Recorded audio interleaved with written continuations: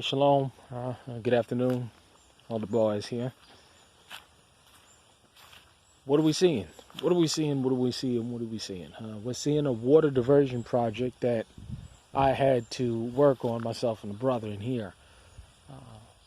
And we had to do this due to the simple fact that the water was cutting through the property and down the driveway.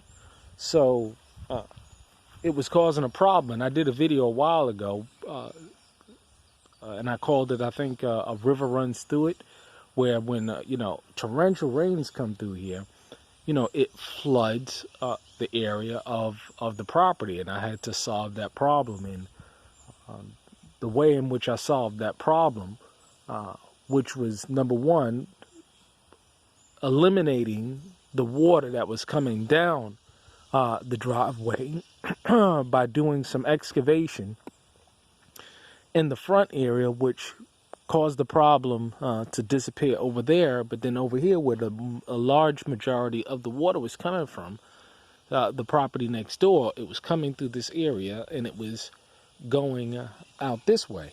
And so what we were able to do was to hand dig, not hand, but, with some pickaxes and some shovels and stuff. I don't know if you can see it with the light, but all the way down, we dug a trench, and this allowed the water to divert into the creek, or the dry creek that runs through surrounding the property. And so that solved that problem.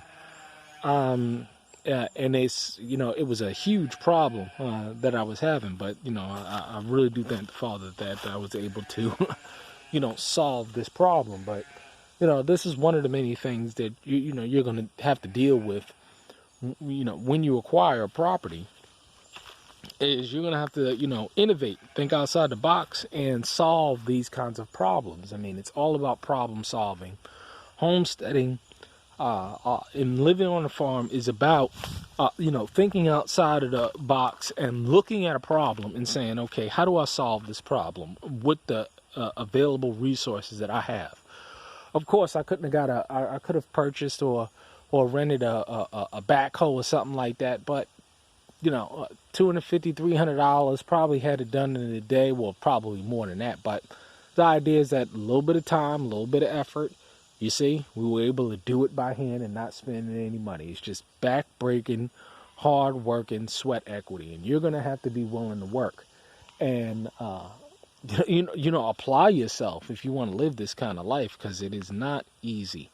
So I'm just glad that we were able to solve this issue, and so we don't have a drainage problem through the center of the property anymore. And I can put some more cabins over there. And you see here, you see somebody left an axe out. Got to put the tools up, brethren. Got to put the tools up. You see. Oh, I tell you, they tear shit up. But this is about one mind, one spirit. It's about working together. It's about living together to get the job done. So I will keep you posted. All right, shalom.